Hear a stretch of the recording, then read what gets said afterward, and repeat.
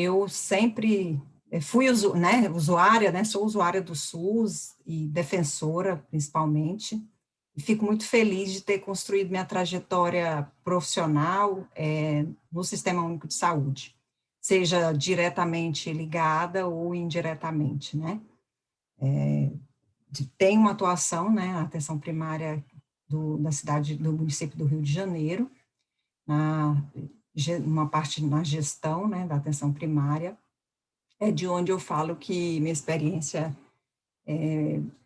é a mais valiosa que eu tenho, né. Fico feliz em estar aqui hoje com vocês, trocando um pouco de experiência, certo? Então, por que a escolha desse tema, né, a importância da informação para a ação, né? A gente, ao longo da exposição, a gente vai comentar um pouco por que essa informação, né, esses dados, né, essa coleta de dados extensivamente, né, seja na atenção primária, na vigilância, por que ela é tão importante para nortear nossas ações e tomadas de decisão, né? Então, o que vamos discutir hoje, né? O que nós vamos abordar? Falar um pouco da vigilância em saúde, né? Falar um pouco da notificação e dessa coleta sistemática de dados, né, a importância da integração da atenção primária e da vigilância em saúde, e suas potencialidades e desafios. Mas então, o que é, né, vigilância em saúde? Né? Como, como ocorre, o que eu devo fazer, o porquê, né, de realizar a vigilância em saúde? Então, como é que deve ser a vigilância? Ela deve ser contínua e sistemática, né? E dentro desse escopo, né, das ações, então eu realizo coleta, análise de dados, interpretação e divulgação de dados relativos à saúde coletiva, à saúde da população. E por que eu realizo isso? Né? Para esses dados, né, essas informações, elas são utilizadas para ações de saúde pública, né, na tentativa de reduzir o adoecimento e a mortalidade dessa população, seja eu na unidade de saúde, no nível federal, estadual, municipal, né, e lógico, e consequentemente melhorar a situação de saúde, né, a saúde daquela minha população. Então, eu trouxe aqui o ciclo de vigilância, né? Quais as ações, né? Quais as atividades que estão relacionadas aqui no meu ciclo de vigilância? Então, na unidade, eu identifico, né? Seja fazendo diagnóstico ou detecto casos. Com isso, eu realizo a coleta de dados, né? Eu notifico esse caso, esse agravo, independente da causa. Realizo análise, né, e consequentemente interpretação desses dados que eu analisei, né, coletei, notifiquei e analisei. Por que isso? Porque essa interpretação, né, dos dados, né, vou gerar o quê? Informação. E essas minhas informações que eu gerei, eu vou divulgar, né, fazer uma comunicação dessa informação que vai nortear a minha tomada de decisão, seja ela, né, num escopo mais amplo, né, por um gestor municipal, ou no escopo mais local pela gerente da unidade de saúde, pela equipe, né, de saúde da família, né, e é muito importante essa minha ação, né, que eu tomei, elas serem monitoradas, avaliadas depois, né? Então, por isso que a gente tem aí inúmeros indicadores de saúde, né? Exatamente para a gente conseguir medir, né? Uma forma de avaliar, de mensurar essas ações que eu estou realizando, né? Então, com isso eu fecho, né? Com essas ações eu consigo fechar o ciclo de vigilância. Mas quais os objetivos da vigilância em saúde, né? Então, eu preciso conhecer, né, o comportamento, né, padrão dos agravos relacionados à saúde da população. de forma que eu consiga conhecer a história natural, né, quais a causa, como foi o processo de evolução daquele determinado agravo na minha população. Consequentemente, eu vou avaliar o estado de saúde da minha população, para que eu consiga desencadear ações de saúde pública, né, definindo as prioridades e avaliar as medidas de controle e prevenção que eu devo adotar, implementar. E com isso, eu consigo, dentro dos objetivos da vigilância, eu consigo alocar ou priorizar recursos, né? Então, as minhas ações dentro daquele ciclo, né, do meu escopo de vigilância em saúde, eu tenho esses objetivos, né? Por que que eu realizo vigilância em saúde? Com isso, eu gero o quê? Eu gero informação para nortear a minha tomada de decisão, né? As ações, elas devem ser baseadas em dados, né? Em evidência do que está acontecendo no meu território. Deixa eu minimizar aqui que está aí. Então, mas para que essas ações, né, porque esses objetivos de vigilância, elas ocorram, ela exige, né, ela requer a colaboração de todas as esferas do sistema de saúde, né, consequentemente das divisões, né, das esferas de vigilância, né, então a vigilância, eu tenho vigilância municipal, né, vigilância estadual, vigilância nacional, e a vigilância internacional também norteia, né, as ações, né, exemplo, né, de uma vigilância internacional que a gente está vivendo é o caso da Covid-19, né, é um agravo que o monitoramento, né, dos casos dos países, né, como é que está a condição epidemiológica de cada país, ela é bastante importante e reflete também em várias ações, né, que são tomadas aí, né, a exemplo dela, fechamento de aeroportos, enfim, né, todas essas ações que estão sendo tomadas, né. Então, aqui eu coloquei alguns links, né, de acesso, a exemplo de Campo Grande, né, coloquei o link, né, de acesso da Superintendência de Vigilância em Saúde, e a estadual, né, de Mato Grosso do Sul, e depois a SVS, né, os dados, caso vocês queiram explorar melhor.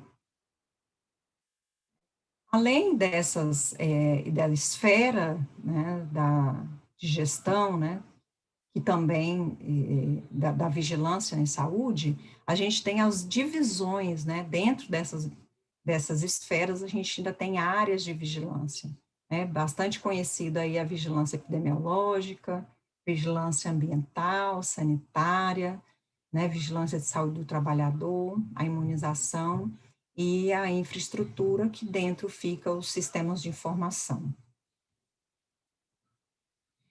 Então, quais as atribuições da vigilância em saúde? Né? Então, ela tem 5 atribuições, né, que é descrever a carga ou potencial de disseminação dos agravos, monitorar, né, as tendências e padrões de ocorrência, né, dos agravos, quais os fatores que predispõem, né, que favorece maior ou menor ocorrência desses casos, né, qual é o agente causador, né, o que causa, é um acidente de trânsito, é violência, é um vírus, é uma bactéria, né, então, são né, esse monitoramento que vai nos trazer muito do que ações devem ser tomadas, né, para prevenção, controle. Outra atribuição é detectar, né, alterações de ocorrência e distribuição da doença durante o tempo, né? Ah, por que eu identifico que durante o inverno eu tenho mais doença respiratória, né? Eu tenho, sei lá, mais casos de influenza, né? Então, fornecer também a atribuição de fornecer dado para a tomada de decisão, né? E com isso eu consigo definir prioridades e avaliar os esforços, né, o impacto que essa ação de prevenção e controle, ela trouxe, né, porque toda ação a ser tomada, né, no sistema de saúde, ela gera esforços, ela gera, né, investimento, né, todo um trabalho, toda uma equipe envolvida, então é muito importante a gente mensurar, né, qual é o impacto, né, desse esforço tomado, né? Ah, será que um território que eu implemento, que até então não tinha, não era coberto pela estratégia de saúde da família, ao momento que aquele território passou a ser adscrito, né, coberto pela equipe da estratégia de saúde da família, será que, como é que está a situação de saúde daquele meu território, né? Então, eu tive todo um esforço, um investimento, né, e aí, com isso, eu consigo avaliar e monitorar qual foi o impacto dessa ação implementada. Assim, a vigilância em saúde, ela retrata o quê? A coleta de dados, né? Ela é a coleta de dados, análise, interpretação, compartilhamento, né, dessa informação, né? E aí, com isso, auxilia a orientação na tomada de decisão. Então, a vigilância em saúde, ela requer a colaboração de todas as esferas, né, de governo, e ela pode ser usada também para descrever uma carga de doença ou desencadear, né, ações, orientações, políticas, principalmente nortear, né, as políticas públicas, né, tanto para avaliar ou decidir pela implementação de um programa, né, programa de controle de determinado agravo, né, a exemplo, né, da condição de fome, né, que desigualdade social e fome que o país, né, que o Brasil vive, né, é histórico, né, o problema, essa desigualdade social, e aí amparou muito da tomada de decisão para a implementação do Bolsa Família, por exemplo, né. Então, com isso, ele vai refletir aí vários programas e políticas de saúde pública. Então, voltando, né, ao ciclo de vigilância, né, eu tenho uma atividade bastante importante, né, que é a notificação e coleta de dados, né, como eu disse, a notificação e essa coleta sistemática de dados, ela vai nos dar subsídio, né, para a gente poder estudar o nosso contexto, né, contexto epidemiológico, contexto social, né, contexto independente do que eu estiver avaliando. Então, ter essas informações, ela nos ajuda bastante. A exemplo, né, disso, vocês, uma equipe, né, uma unidade de saúde, uma equipe de saúde da família, né, foi definido um território. Qual é a primeira atividade que vocês, né, que é desencadeada? Né, lógico, o cadastro das pessoas, e com isso eu consigo o quê? Coletar informações daquelas pessoas adscritas e, consequentemente, vai me possibilitar o quê? Estudar o perfil, né, daquela minha população. Então, esses dados, eles vão nortear completamente as minhas ações. É um território que eu tenho maior número de idosos, então ela vai me direcionar para algumas atividades. Ou não, tem muita criança, muita gestante, não, então eu tenho que, né, preparar uma rede toda para me apoiar, né, com os agravos que vão afetar, né, e também a assistência que eu preciso dar para esse tipo de população, né? Então, com isso, esses dados, né, coletados, ele vai nos nortear na vigilância em saúde, mas também, claro, nas ações, né, de assistência nos seus diferentes níveis, né, de complexidade tecnológica e social. Então, o que e por que notificar, né? Então, o que que eu devo notificar? Devo notificar agravos ou doenças, né, epizotia, evento de importância para a saúde pública, né? Então, são vários tipos, né, de notificações que eu devo realizar. Mas o que que essa notificação ela representa? Ela é por que que eu defino, né, um determinado agravo como de notificação, né, obrigatória, né, compulsória, porque ele representa um potencial de ameaça à saúde pública, né, podendo causar surto, epidemia, né, ou porque é uma doença ou um agravo desconhecido, né. Quando se observa uma alteração no padrão clínico e epidemiológico também, esse agravo deve ter uma atenção, né.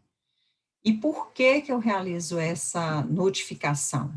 Né? Porque é um agravo, né, uma doença que ele apresenta um potencial de disseminação, né, ele tem uma magnitude, ele atinge vários segmentos da sociedade, vários municípios, né, vários estados, né, ou vários países, né, ele apresenta a gravidade dos casos, causa, né, casos graves, né, apresentam uma certa severidade dos casos, e traz com isso vulnerabilidade da população, né. Então eu devo observar também quando há morte de animais, né, ou agravos decorrentes de desastres, né, a exemplo aí dos eventos de massa, né, um exemplo, na Copa havia todo o monitoramento, né, de todos os atendimentos de saúde realizados, nos pontos, né, que ocorria os jogos.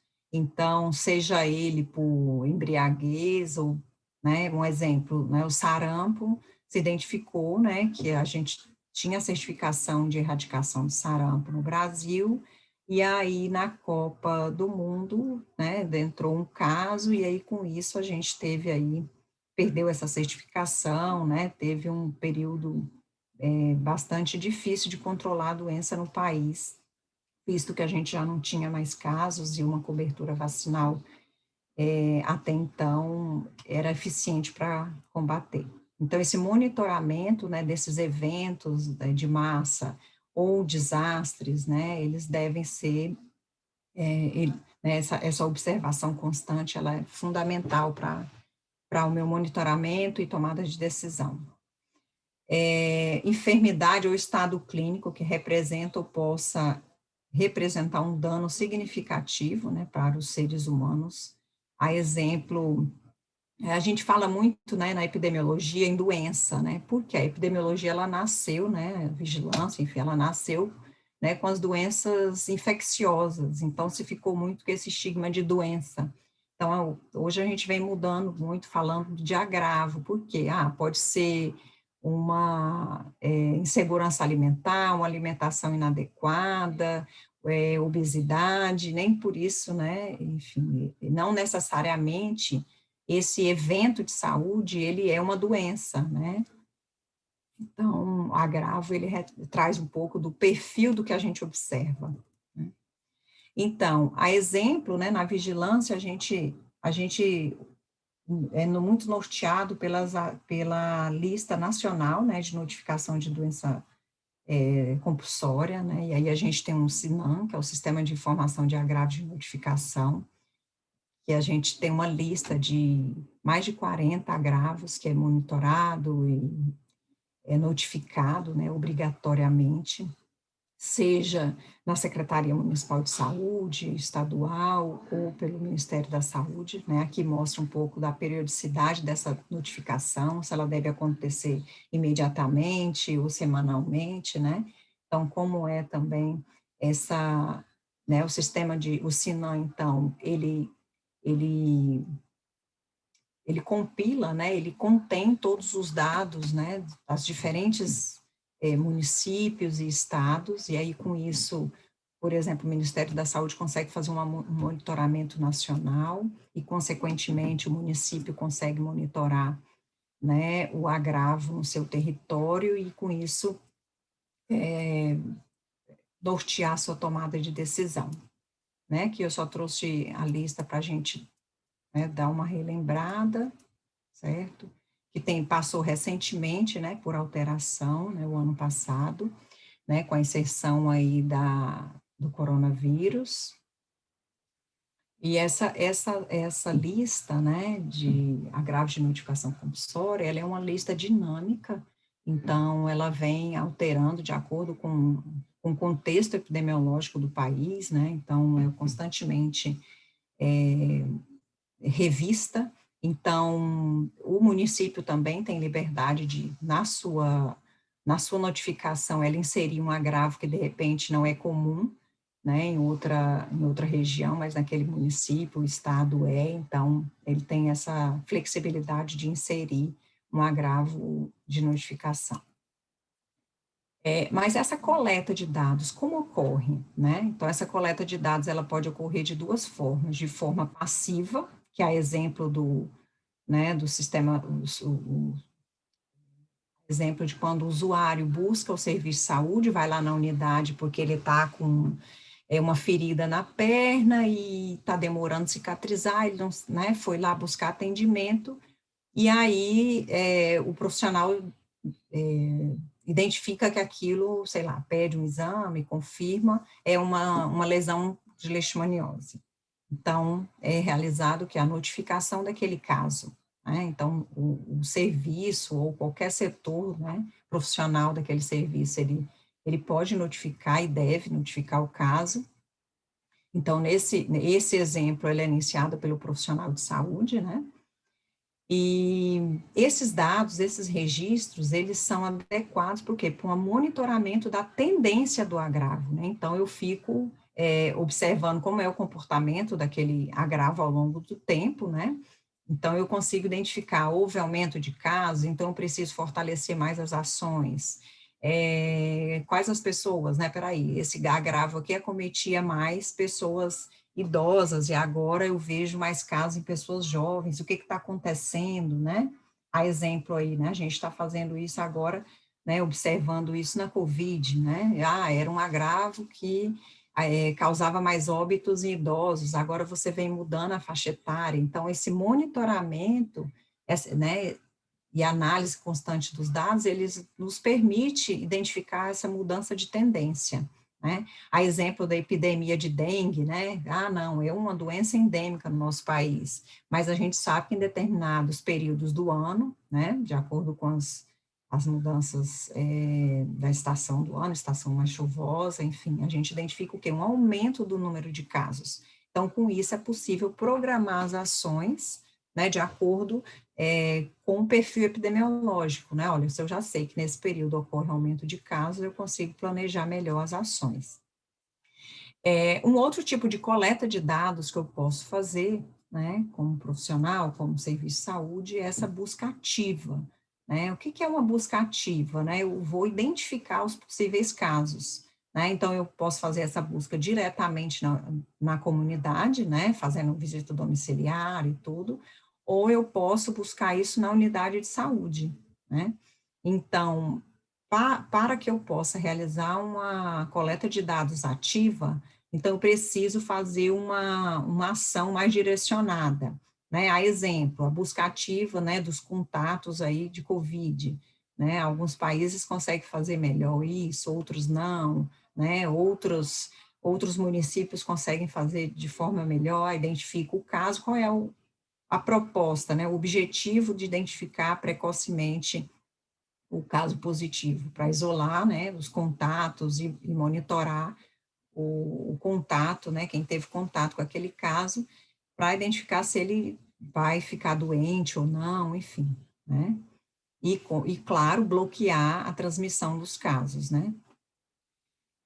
Então, a vigilância ativa, né, ela geralmente ocorre porque ela parte de uma necessidade de busca de informações, né? Então, preciso, né, de informação, então, eu preciso fazer essa busca, eu preciso ir até o território e identificar, né?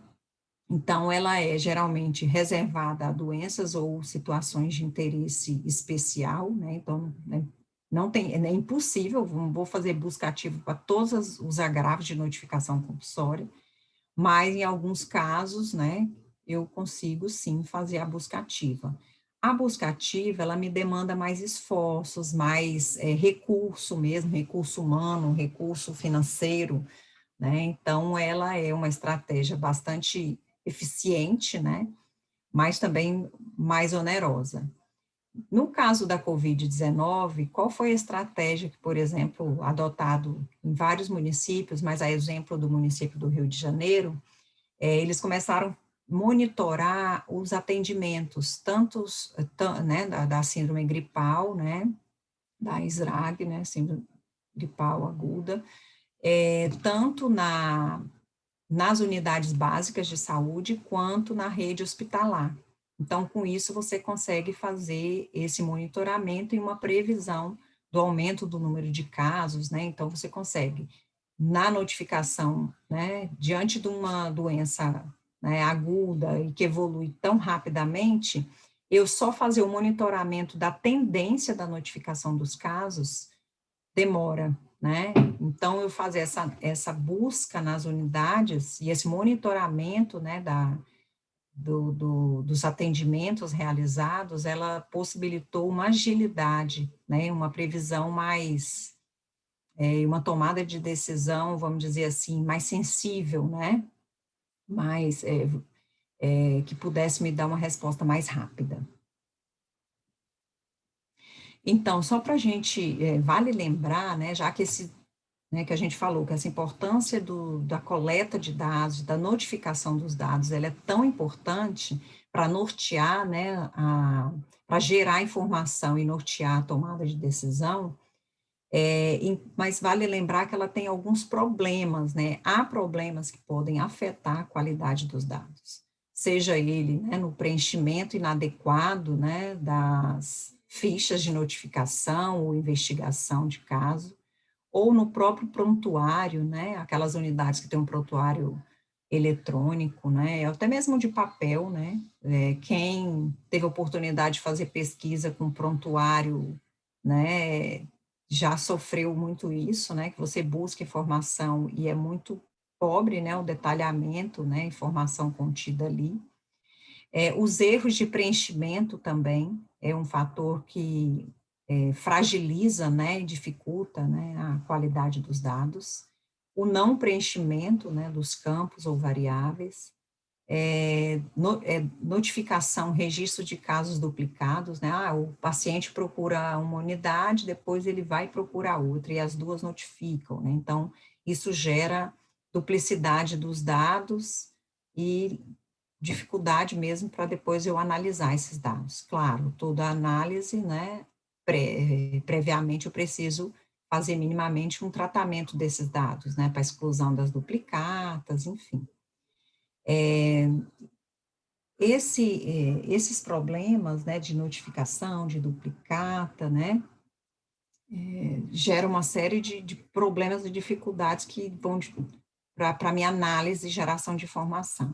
Mas quando eu coleto, notifico e envio essas informações fora do prazo, ela também dificulta, porque atrasa a análise e, consequentemente, atrasa a tomada de decisão, né? Como é que eu vou analisar uns dados que eles não estão ali, né? Então, eles estão chegando com muito atraso, e com isso, eu não identifiquei a tempo o aumento, né, do número de casos naquele território, e ficou, a gente chama, né, ficou a sujeira debaixo do tapete, eu não vi, né?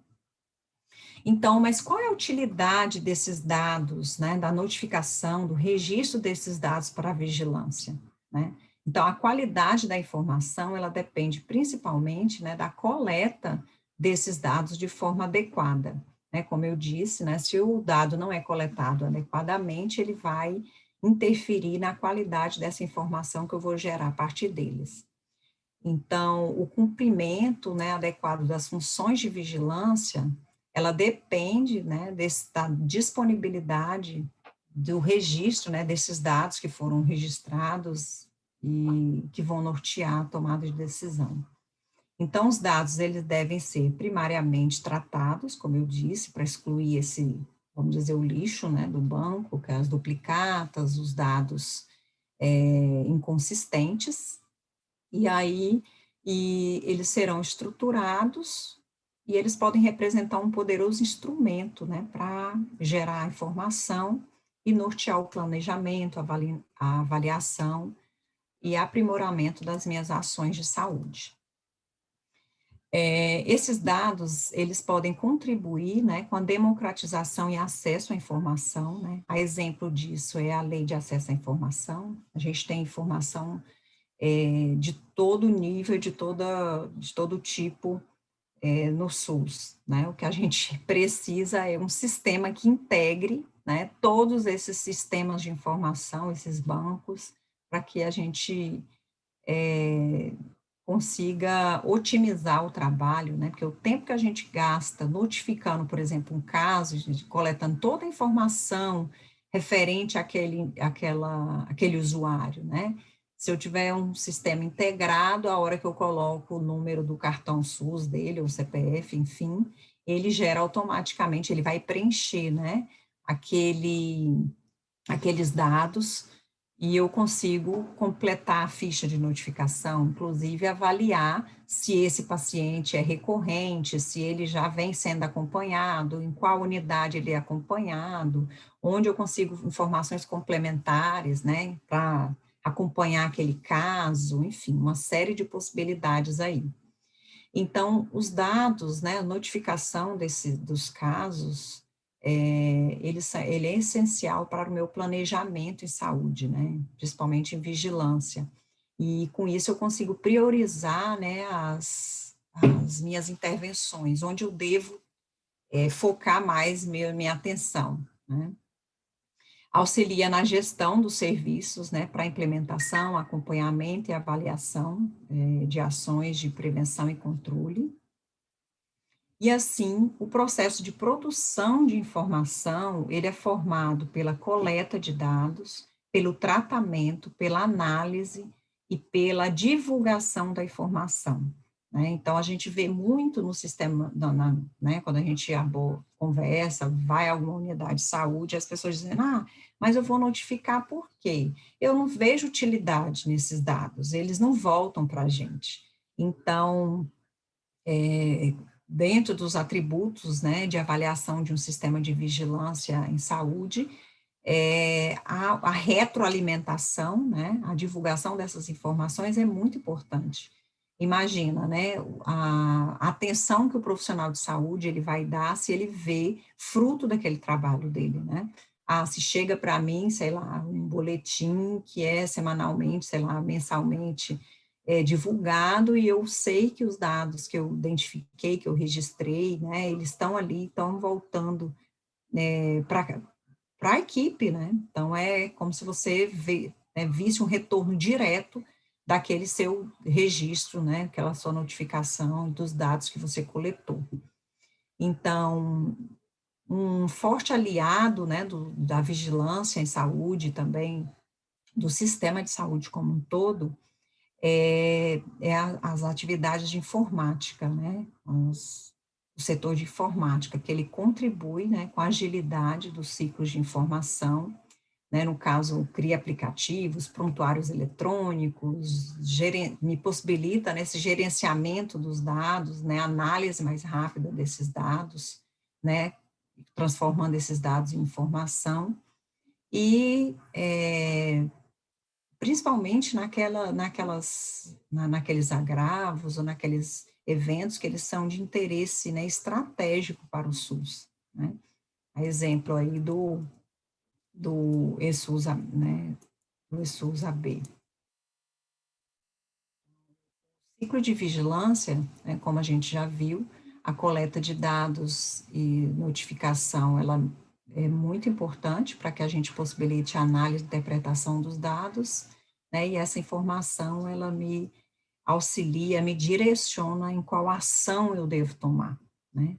Então, a exemplo, né, dessa ação que foi tomada a partir de todo um contexto, né, eu trouxe o exemplo aqui, usei até o boletim epidemiológico COVID de Campo Grande, é o monitoramento do perfil epidemiológico, né, então qual a faixa etária mais acometida, né,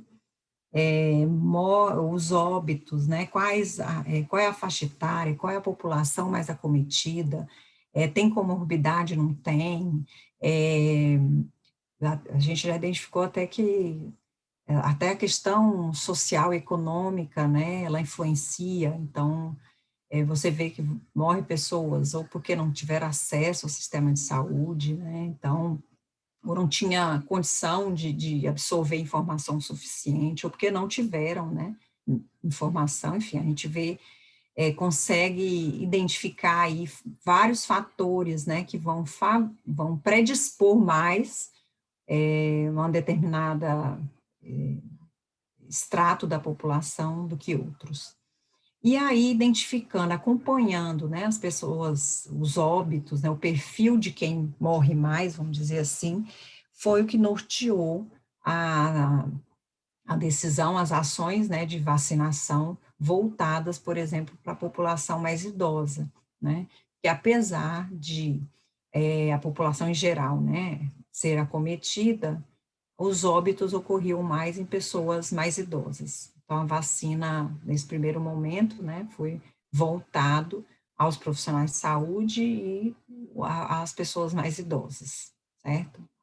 E o que a gente ainda pode ver agora, né, isso é de um ano para cá, a mudança, né, desse perfil epidemiológico também. Então, a gente consegue identificar, né, o acometimento, né, a ocorrência de óbitos em pessoas de faixa etária menor. Né? Então, você também consegue ver essa dinâmica, né, da doença na população. E aí consegue orientar as ações que devem ser tomadas. Então, mas como ocorre, né?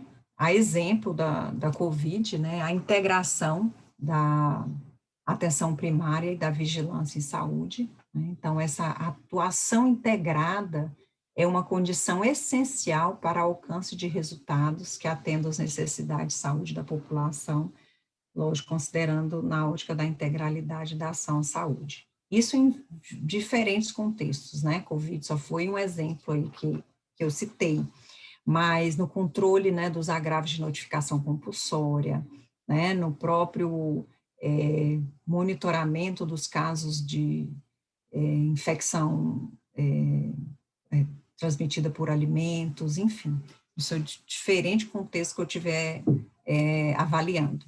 Então, a integração da atenção primária e da vigilância em saúde, ela é uma forte aliada na melhoria da eficiência e da efetividade e qualidade das ações de saúde. Por outro lado, essa integração, ela representa um desafio para o Sistema Único de Saúde, né, em todos os seus níveis de gestão. Então, assim, já se evoluiu bastante, mas ainda é um desafio essa integração, esse trabalhar junto, né? Então, os profissionais que atuam, né, segundo suas próprias rotinas, né, com articulação insuficiente, acaba por comprometer o cuidado e provoca dificuldades no controle dos agravos e prioridades definidas, né, naquele território. Né? Então, é um desafio esse trabalhar de forma integral. Em algumas áreas, isso ocorre de forma, né, melhor, mais articulada, em outras, de forma mais fragmentada. Então, é um exercício, né, contínuo para que cada vez mais essa integração ocorra. Então, essa atividade, né, as ações, né, de integração da atenção primária e da vigilância, ela ocorre tanto no mapeamento de vulnerabilidades, né, na identificação dos principais problemas de saúde no território, e juntos, né, vão realizar aí o planejamento, execução e avaliação de ações de saúde. Né, e um forte aliado, por isso que quando a gente fala em vigilância, você fala diretamente, né, das ferramentas, né, da epidemiologia, porque ela é uma ferramenta, né, aliada fortemente, porque com isso ela vai possibilitar, né, identificar, analisar os dados, o território, né, e mapear as prioridades, né, definir as ações que serão tomadas. Então, possibilita, né, compreender e intervir sobre os problemas de saúde prioritários naquele território, Também um planejamento integrado das ações de promoção, prevenção e controle dos agravos. E o processo de trabalho das equipes de atenção primária, ela deve contemplar ações, né, que priorizem determinados perfis epidemiológicos e fatores de riscos clínicos, comportamentais, alimentares, né, enfim. Isso não é diferente para a vigilância, né, para a vigilância em saúde, seja ela vigilância epidemiológica, né, nas suas subdivisões, nas suas áreas de atuação, na vigilância sanitária, né, então esse mapeamento e esse planejamento das ações em conjunto tende a ter um sucesso maior nesse controle, né, nesse monitoramento e, consequentemente, nos bons resultados de saúde naquele território.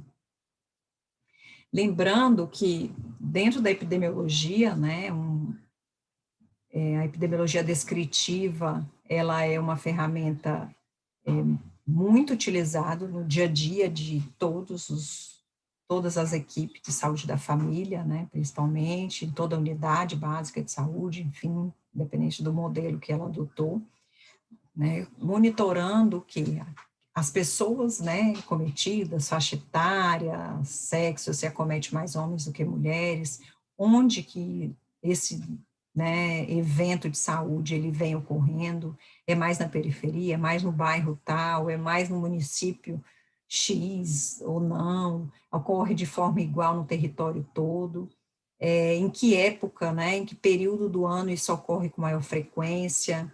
Ah, não, acidentes de trânsito ocorrem mais o quê? No final de semana, mais próximo de feriado.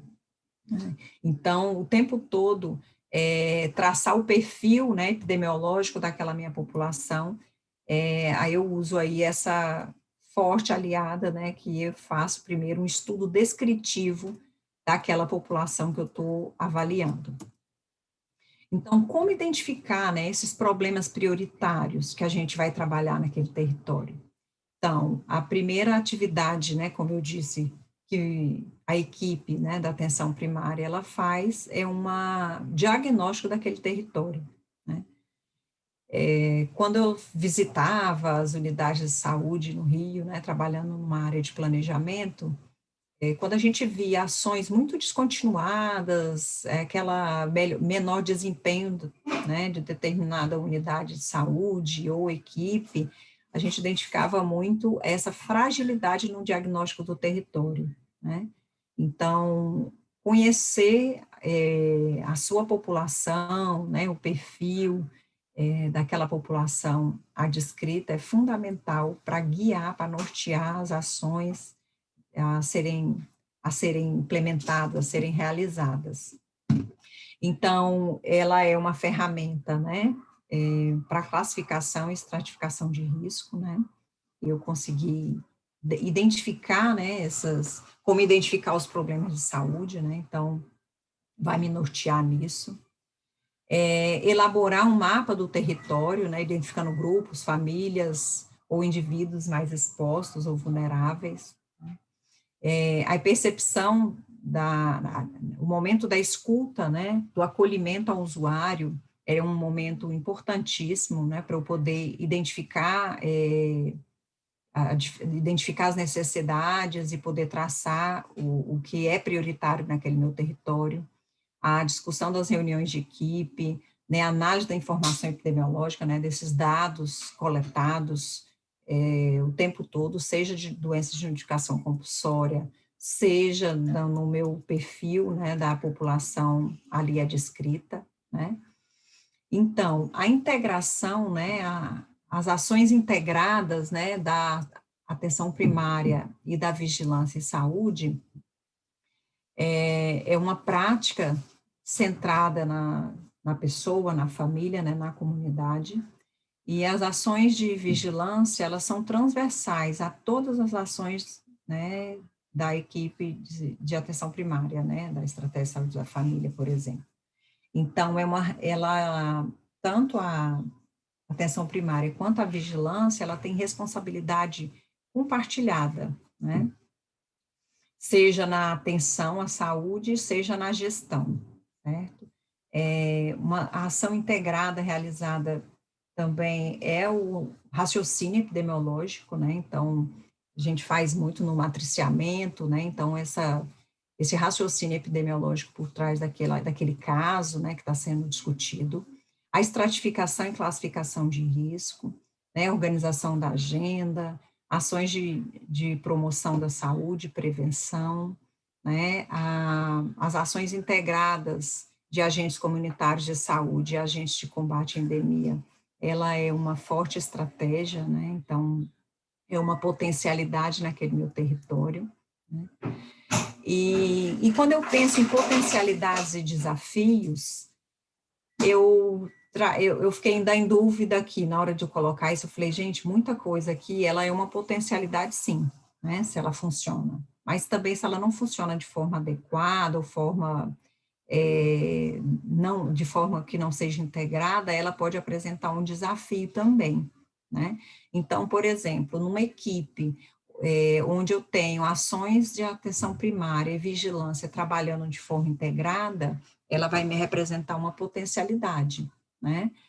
E aí uma equipe multidisciplinar trabalhando naquele meu território, ele vai trazer melhores resultados do que quando o trabalho é fragmentado e eu não tenho integração, né? Assim como as ações realizadas pelo agente comunitário, agente de controle de endemias. As visitas domiciliares também, uma potencialidade, né, naquele meu território, importantíssimo, né? Os sistemas de informação também, ele representa uma potencialidade para o meu registro, né? Para o meu monitoramento daquele meu território, né? Agora, representa um desafio, né, a questão da estrutura das unidades de saúde, né, a questão da conectividade, né, tem unidade de saúde que é tudo feito na mão, né, eu estou orientando uma aluna, ela é do interior do Ceará, ela é médica de saúde comunidade, e aí ela falou, olha, eu estou querendo estudar os casos aqui, os casos graves de diabetes, e aí a gente pensando nas possibilidades, como ela poderia estudar aquilo no território. E aí ela falou assim, não, aqui não tem computador, não tem internet na unidade, a unidade é bem, a estrutura, né, a condição de trabalho é precária, tem uma digitadora, né, que ela leva as fichas e digita na Secretaria de Saúde do município, mas ela nunca foi treinada para digitar, né? Aí eu falei, não, então vamos pensar noutra forma que a gente vai de obter esses dados, enfim, outra abordagem, porque se eu notifico, tudo ela registra na mão, ela falou que no final do dia está com a mão doendo, de tanto escrever, e às vezes ela não consegue escrever tudo, porque ela tem uma fila enorme, é a única médica daquele território, é um território, ela atende pessoas no entorno, que é uma área descoberta pela estratégia de saúde da família, então, assim, é um contexto bem complicado, né? Em contrapartida, você, quando encontra unidades com estruturas físicas e de trabalho mais favoráveis, então, assim, a forma que você vai pensar isso é bem diferente. Então, é só para lembrar, né, que nosso país gigantesco, né, tem diferentes realidades e condição de trabalho, com certeza.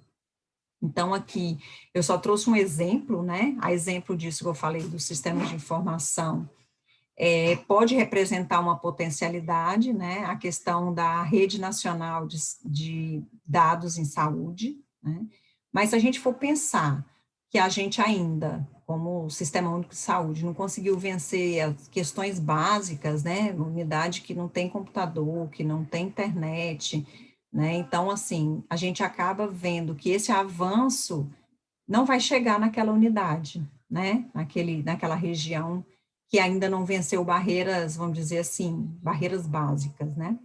Então, eu trago aqui, né, a Rede Nacional de Dados em Saúde como uma potencialidade e com essa grande capacidade de integrar, né, dados de notificação, vigilância, né, os sistemas de informação como um todo, os dados da assistência, né, então isso seria maravilhoso, né? Se a gente for pensar assim, na sua funcionalidade conforme é proposto, né? Então, é uma plataforma que vai permitir, né, essa integração dos dados, né, da rede de atenção à saúde.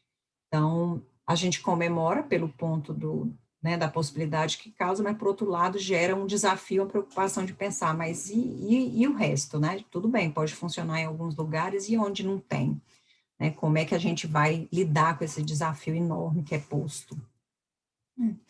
Então, abro agora para as perguntas e os debates, fico à disposição e agradeço o convite, novamente, a atenção de todos.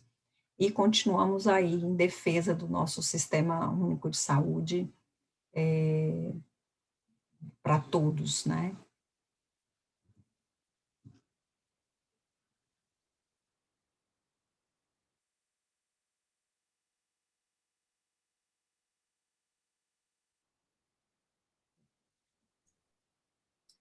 Muito obrigado, professora Jaqueline Barbosa, pela sua apresentação. Tá? Muito obrigado mesmo. A Ana Luísa vai estar agora...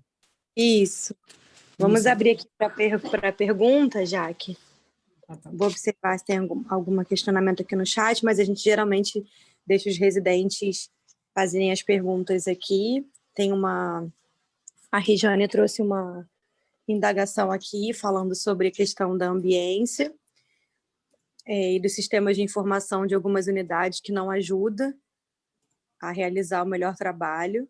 A Regiane é a nossa residente de Copa Vila. Os residentes estão aqui elogiando a sua aula. Acho que os residentes de segundo ano podem falar um pouquinho da experiência que eles tiveram no polo de atendimento. Eles tiveram vivências no setor de vigilância do polo, eles trabalharam com o ESUS-VE e com o boletim Covid, que você também citou o boletim Covid aí na sua apresentação, né, Jaque? Uhum. E aí eles podem também falar um pouquinho sobre o SUS-AB e como eles têm vivenciado. Você falou de algumas estratégias, como a questão da busca ativa, e como eles têm identificado a notificação. Essa parte de toda a situação epidemiológica nesse momento de Covid tem tensionado os residentes nesse momento. Então, acho que eles podiam habilitar o microfone e fazer as perguntas aqui no chat.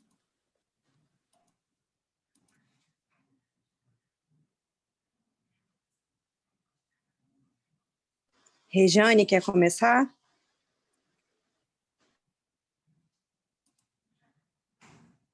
Eu estou tentando achar aqui o chat para eu ler as perguntas, ou você lê para mim? É porque eu minimizei agora. Eu uso Não, muito o Teams. não, a Regiane falou um pouquinho sobre... Não, já estou lendo aqui para você. A Regiane que colocou Tá. sobre a questão da ambiência, que dificulta, muitas vezes, a forma como a unidade se organiza, a logística da unidade, a ambiência da unidade dificulta a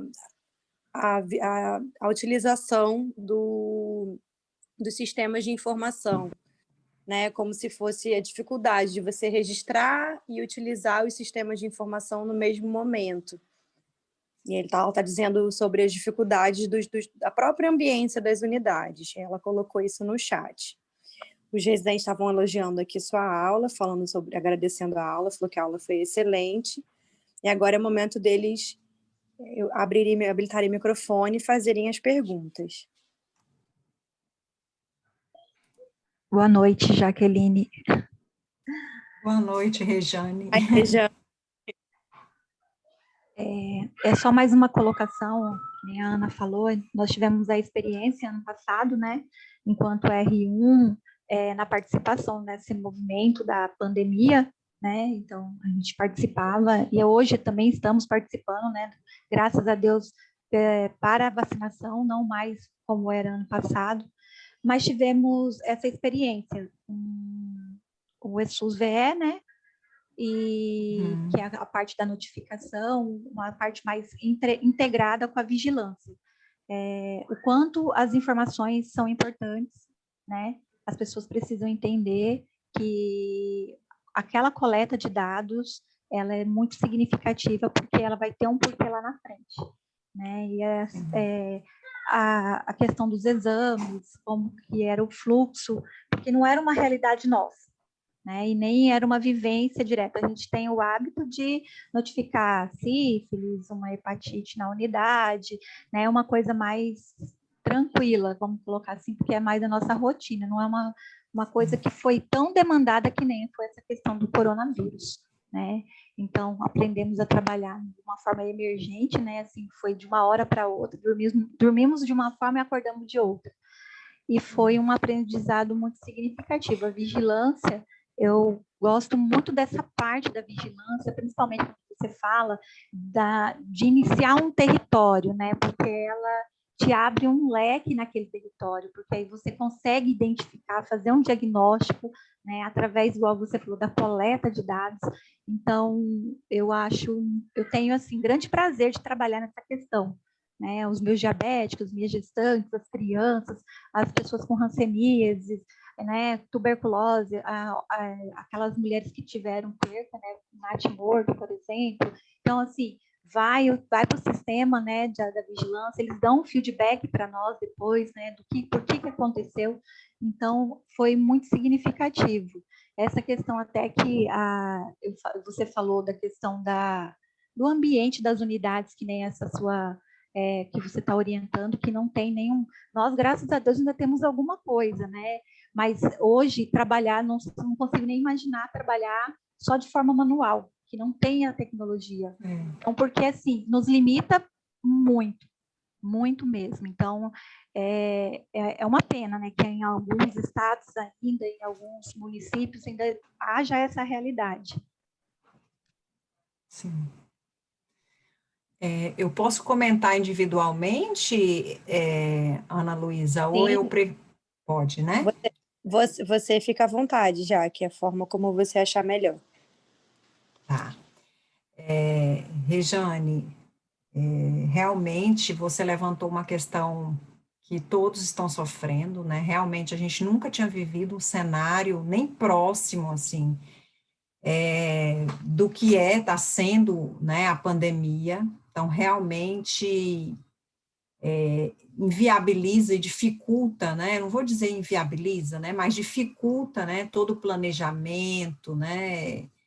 Enfim, é muito sofrido, né, ver isso, né, os profissionais de saúde têm sofrido muito, né, com essa angústia de dar resposta e ter a capacidade de alimentação física mesmo, que não dá conta, né, uma demanda crescente, louca, e então, assim, realmente é um cenário muito, muito angustiante, né, para quem está lá na ponta, na frente, atendendo a população, né, o usuário.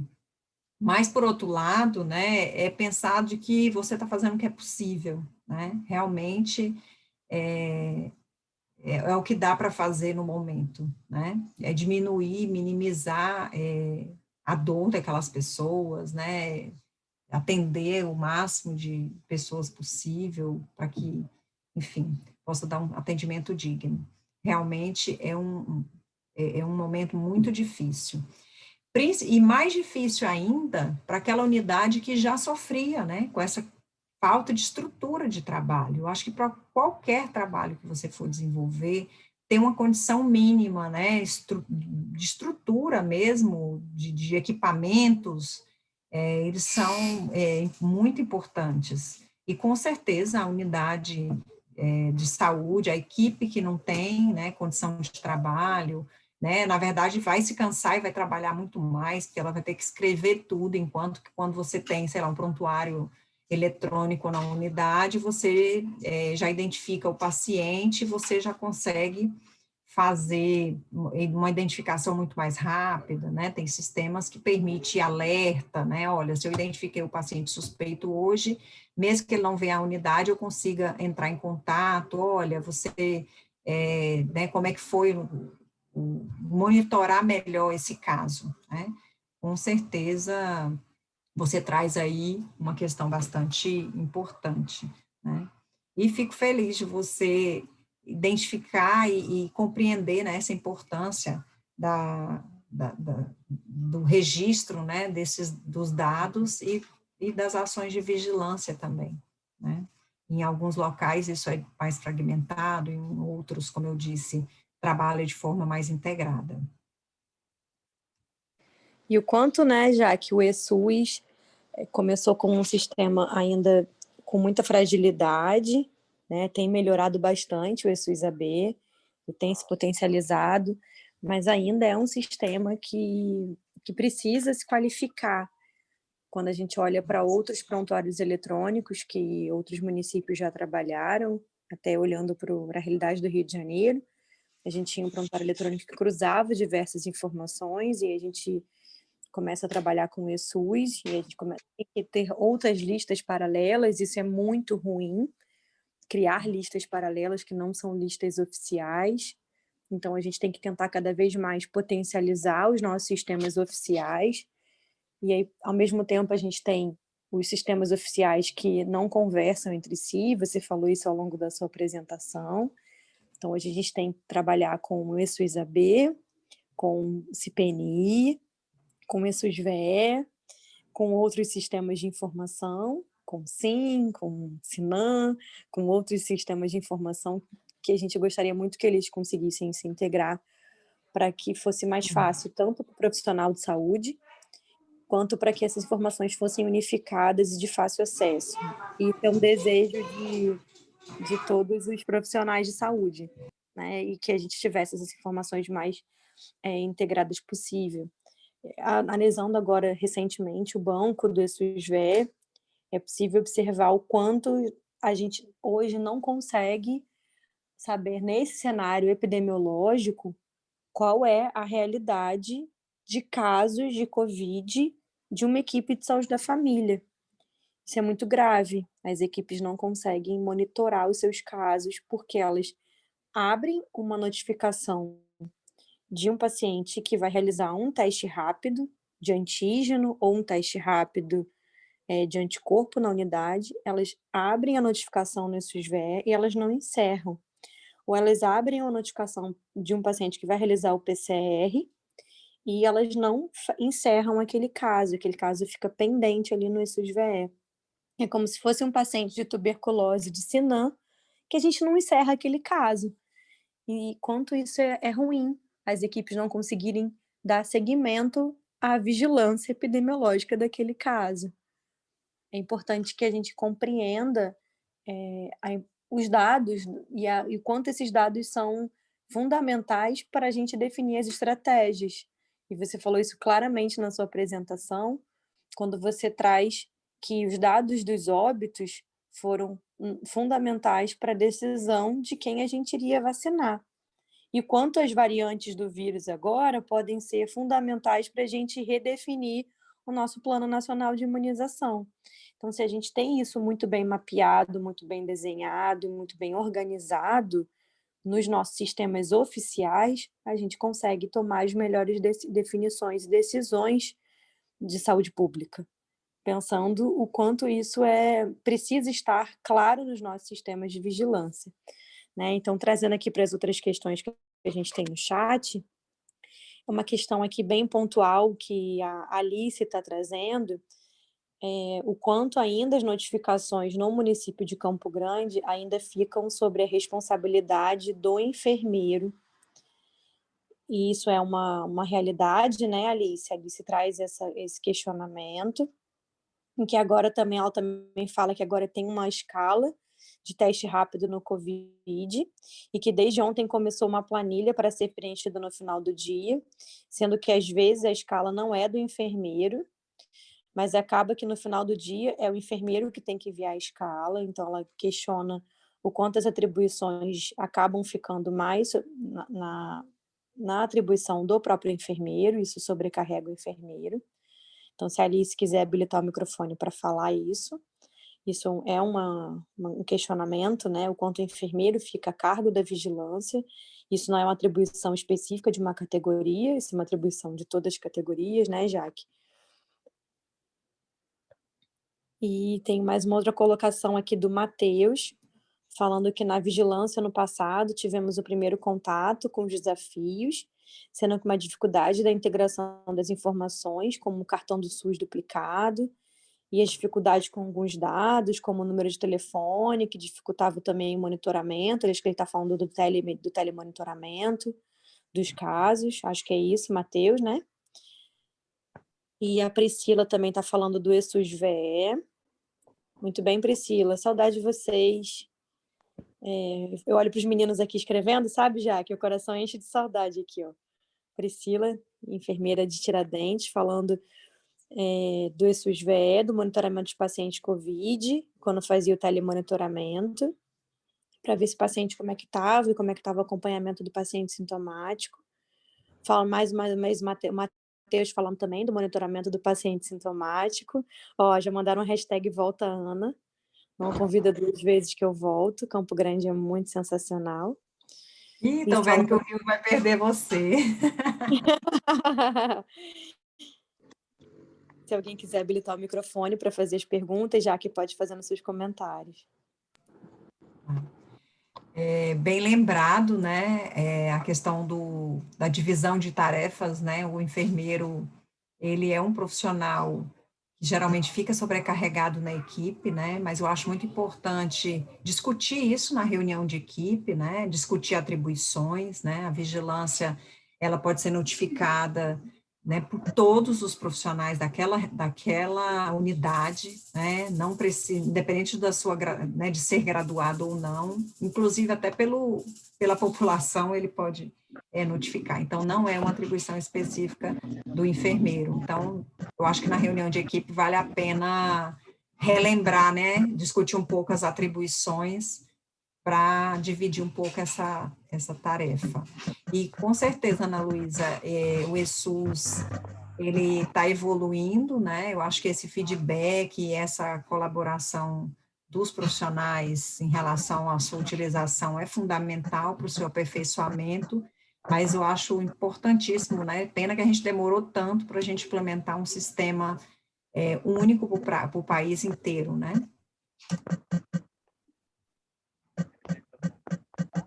Com certeza.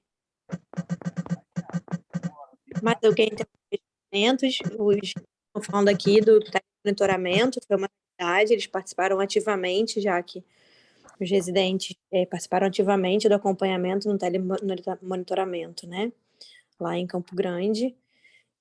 Eles participaram tanto ativamente, tanto no polo de atendimentos de residentes de 2º ano, quanto no telemonitoramento dos casos feitos. Ah, ótimo.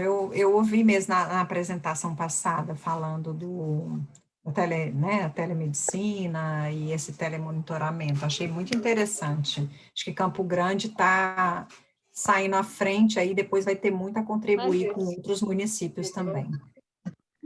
Ó, a Priscila está dizendo que em Tiradentes, que era a unidade que eu visitava muito, uma disputa entre as unidades, que era uma unidade que eu visitava muito, sabe, Jaque? E aí, a Priscila está dizendo aqui no chat que em Tiradentes já tem o envolvimento de todos da equipe, e que isso é muito importante, porque dá realmente o espírito de equipe, e que até as dentistas se envolvem bastante na vigilância dos sintomáticos respiratórios, inclusive as dentistas.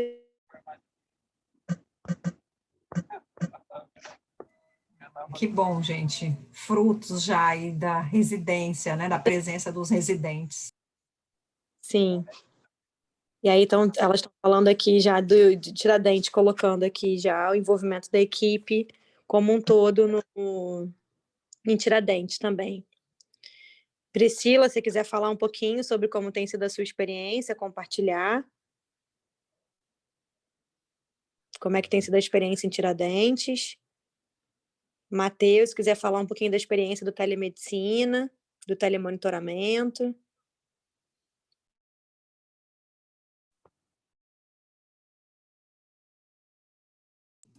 Eu vou adorar ouvir um pouco a experiência de vocês. Vai, Matheus, você não tem como fugir que você é meu orientado. Vamos lá.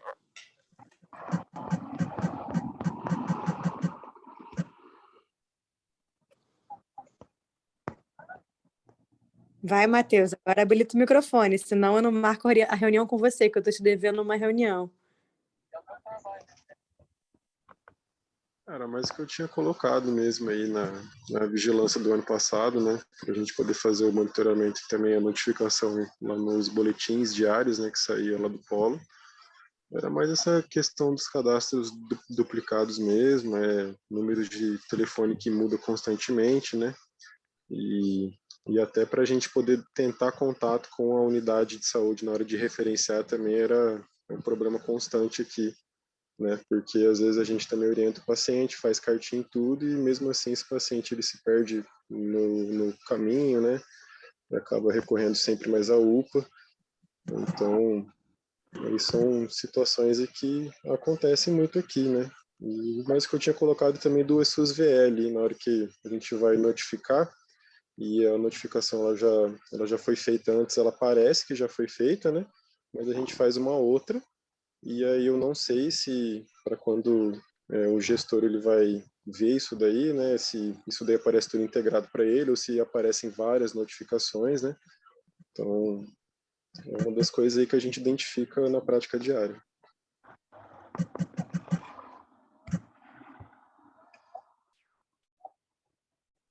Perfeito, Matheus.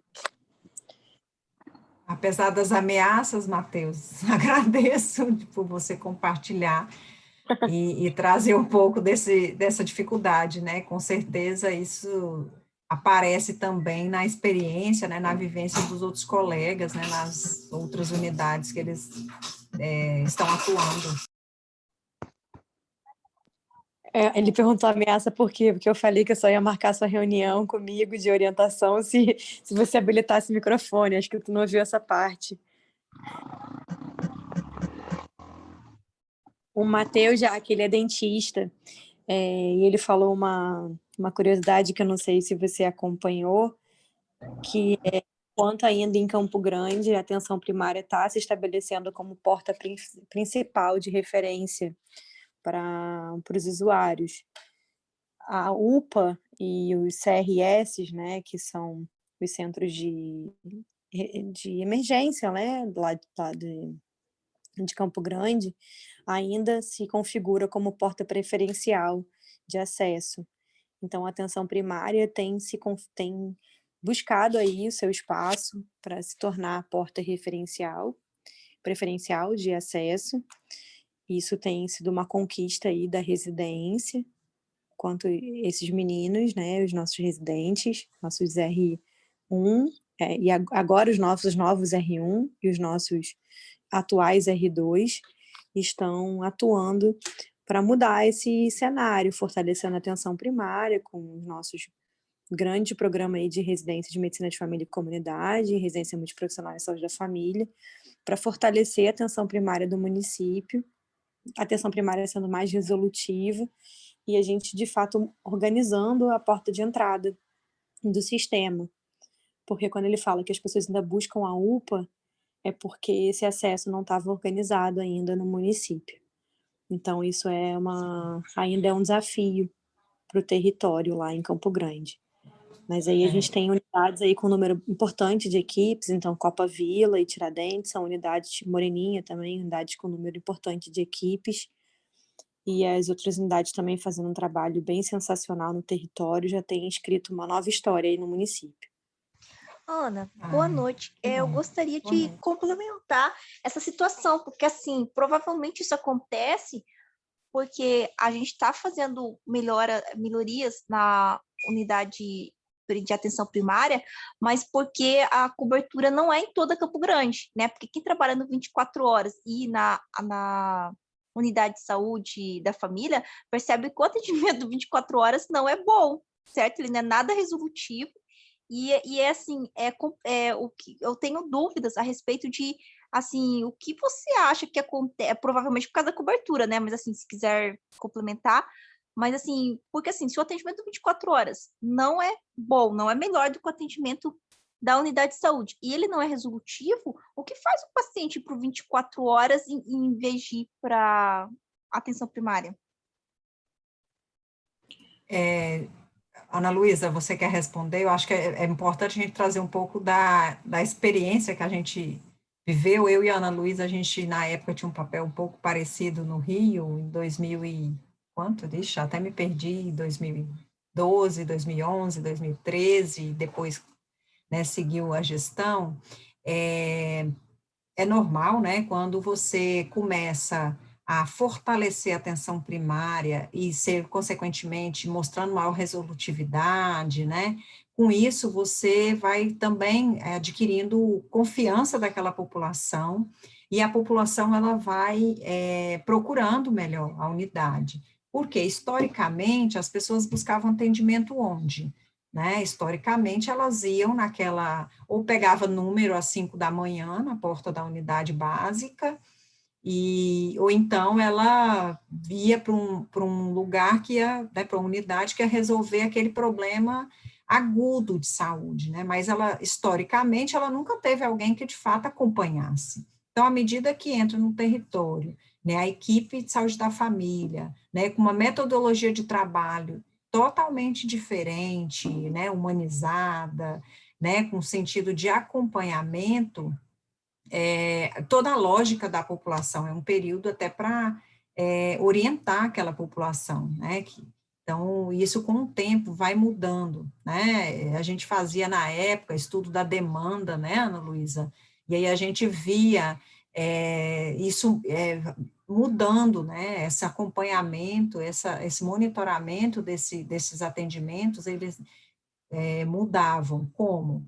Você entrava um território, implementava, né, uma equipe saúde da família, então começava todos os atendimentos, então você via, assim, aquela procura gigantesca de demanda espontânea, né, 70% demanda espontânea e 30% programada, e aí, ao longo do tempo, você via, do trabalho, claro, né, intenso das equipes e tudo, você via essa mudança, né, da forma de atendimento, da procura pelo atendimento, né, e aí, claro, né, Joyce, você traz uma questão importante, que é essa questão de ter um território descoberto, isso é muito difícil de trabalhar, né, você está ali naquela área onde você consegue trabalhar aquela população, mas em volta você tem uma população enorme, sem acesso, sem atendimento, e aí elas começam a procurar aquela sua unidade, né? Então, realmente, você tem uma demanda grande e você começa a atender muita demanda reprimida, né? Porque até então não tinha uma equipe ali o tempo todo, né? Naquele território.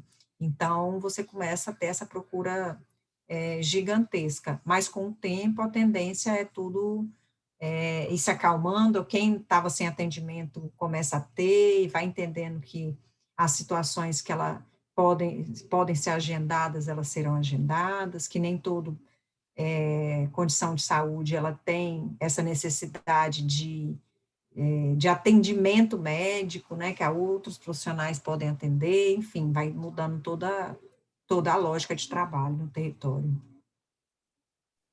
Jaqueline, essa sua colocação, Copa Vila era igual o que você descreveu. Quando nós chegamos, os relatos dos pacientes e até dos próprios colaboradores eram esses. O paciente ia para lá 3 horas da manhã para garantir sua vaga. 3 horas, 4 horas da manhã, como era a realidade de algumas outras unidades.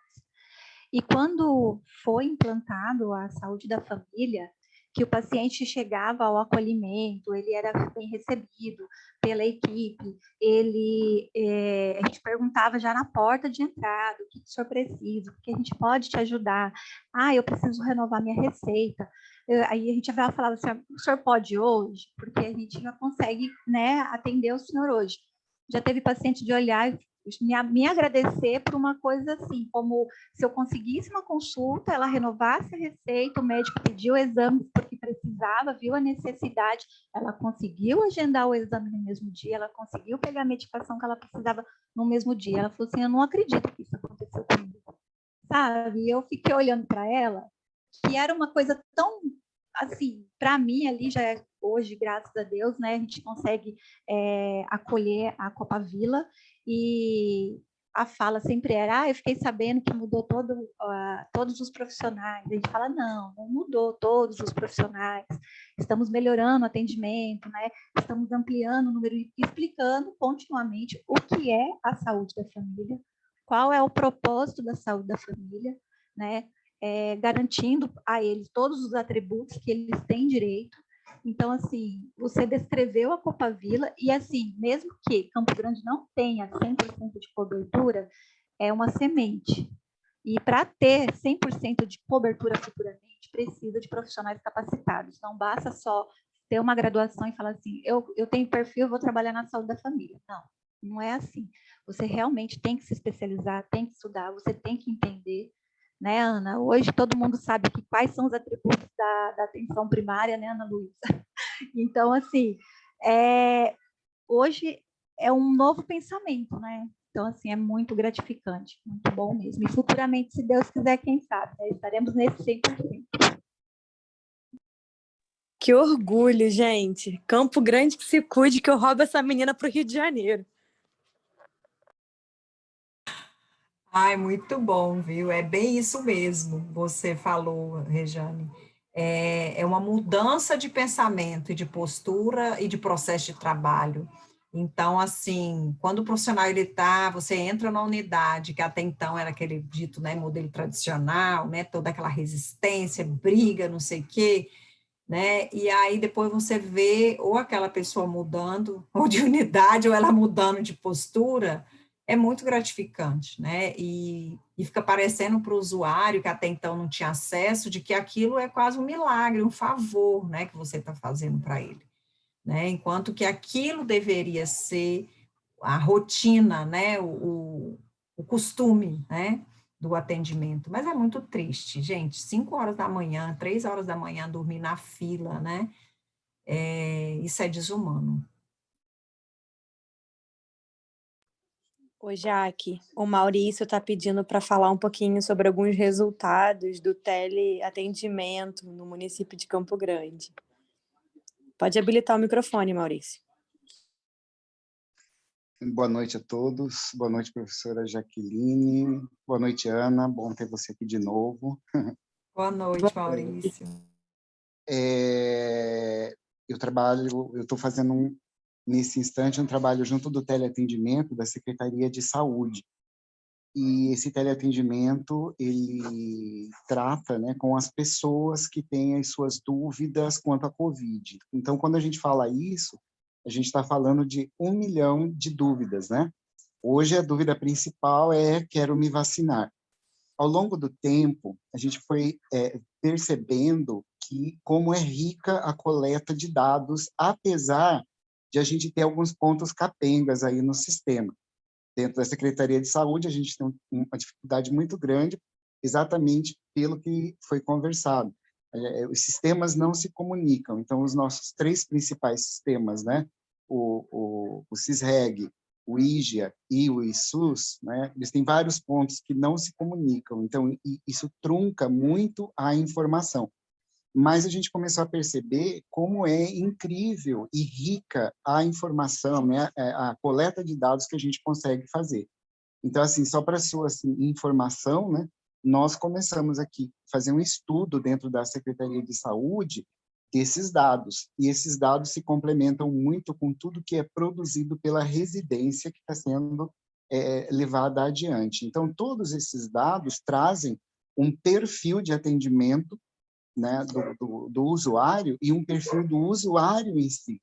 Até porque a gente, ao longo do tempo, analisando os dados, consegue ver as várias fases pelas quais passou o Covid. Todo mundo passou junto por isso.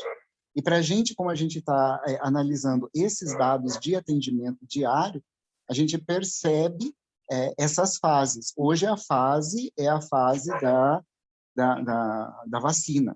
Todo mundo quer vacina, então nós temos que trabalhar alguns grupos todo dia, né? Que é o grupo por faixa etária, eu tenho o grupo dos profissionais de saúde, eu tenho o grupo da segurança pública e eu tenho o grupo de comorbidades nesse instante sendo vacinado no município de Campo Grande. E cada um desses grupos, né, das pessoas que compõem esse grupo, telefona para lá atrás do seu direito, eu quero a minha vacina. E aí saem dados muito ricos, né? Por exemplo, a gente já está conseguindo separar que durante todo o atendimento, por incrível que pareça, o gênero masculino telefona mais para o sistema de auxílio da Secretaria de Saúde do que o gênero feminino. Então, são dados bastante interessantes. E daí, a gente consegue tirar uma gama de informações extremamente grande. E todos esses dados, a gente consegue também acelerar a obtenção deles através, por exemplo, de sistemas que foram constituídos pela Fiocruz em Campo Grande, como um que a gente chama de onde ser atendido. É incrível como a gente precisa daquilo para orientar, né, o nosso usuário, né, naquele momento em que ele, aonde eu estou, aonde eu devo ir, onde eu devo tomar a minha vacina. E aí, através disso, a gente tem aquela visualização de onde eu tenho uma maior demanda e da necessidade, né, de serviços para essa demanda. Isso é muito rico. Então, assim, os dados existem. Então, a gente está começando esse estudo lá dentro exatamente para não deixar isso se perder e mostrar esse trabalho do teleatendimento que foi feito em Campo Grande.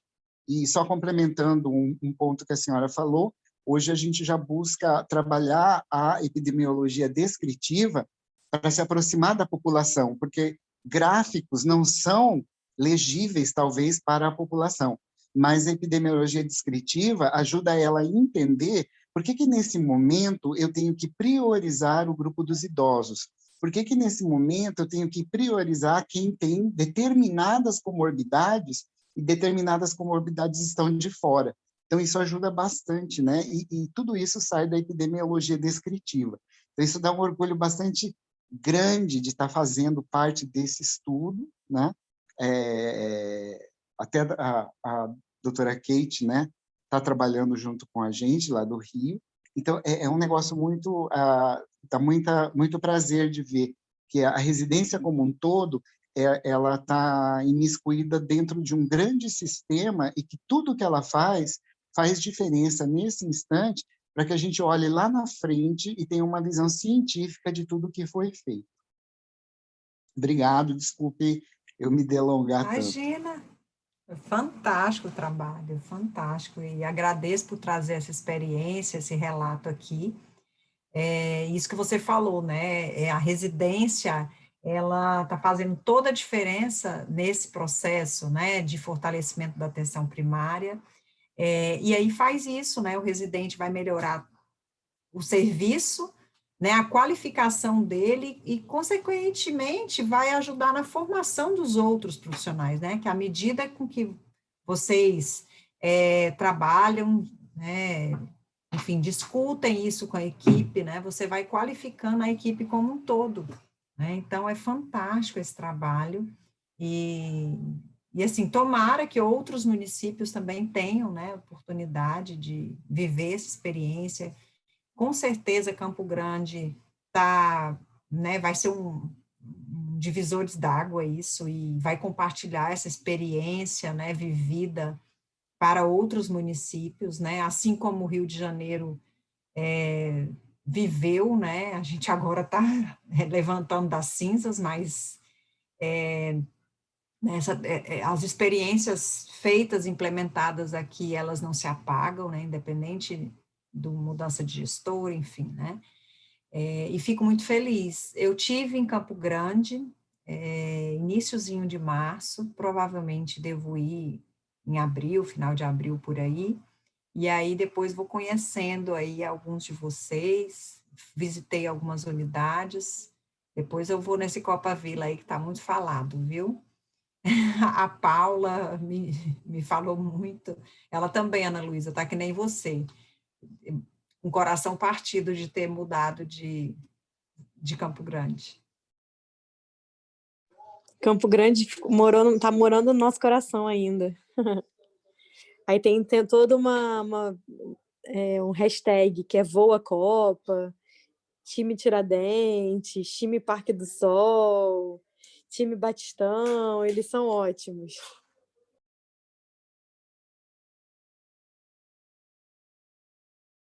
já que acho que a gente pode se encaminhando para o fechamento. Encaminhando para o fechamento, já até ultrapassamos aqui o horário. Tem alguém que quer fazer mais uma colocação? Você pode fazer nas suas considerações. A Alice está dizendo que Campo Grande é acolhedor, com certeza. Campo Grande é muito acolhedor. Campo Grande é uma cidade linda, incrível. E tem restaurantes que são tentadores. Restaurante maravilhoso, um clima lindo, um dos céus mais lindos que eu tive. Eu tive um ano incrível em Campo Grande. E conheci pessoas maravilhosas, residentes e preceptores que moram no meu coração. Morro de saudade deles. Que bom, vocês construíram esse laço e ele não se apaga, né? Ele não se desfaz. Aí eles ficam isso no chat, aí eu fico aqui, ó, com o meu coração, ó.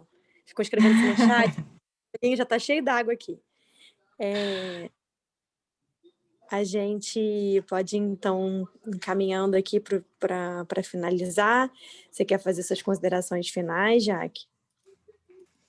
Então, quero agradecer, né, o convite, a oportunidade de ouvi-los, né, eu passaria aqui a noite ouvindo vocês, as experiências, com certeza são muito ricas, principalmente nessa, né, discussão, nessa integração e nesse momento tão desafiador que a gente está vivendo, né, desafiador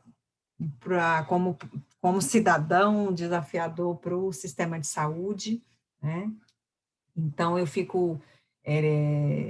entendo que acho que assim, né, a missão, né, o recado, né, era esse, dizer, né, o quão é importante, né, o registro de dados, né, e que esses dados, eles não são, né, coletados em vão, né, eles vão gerar informações, né, e várias, né, existem várias possibilidades aí.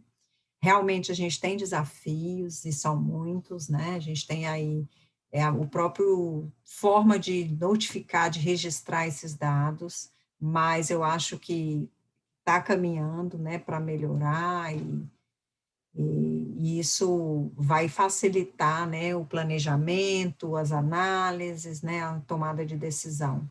Mas as ações tomadas baseadas em dados, no contexto real, né, vivido pelaquela população, pelaquela região, enfim, ela com certeza vai fazer com que a gente realize ações muito mais assertivas, né, naquele território, né, eu acho que vocês trouxeram na fala, né, um pouco disso, de que o quanto vocês veem, né, mudança já na forma de atendimento, na resolutividade desse atendimento. Então, o recado era chamar um pouco a atenção, né, de vocês que estão na ponta e que estão também formando outros, né, compartilhando conhecimento com outros profissionais, essa importância do registro dos dados, né, e o quanto isso vai qualificar a informação que a gente gera e uma decisão, uma ação mais assertiva no território.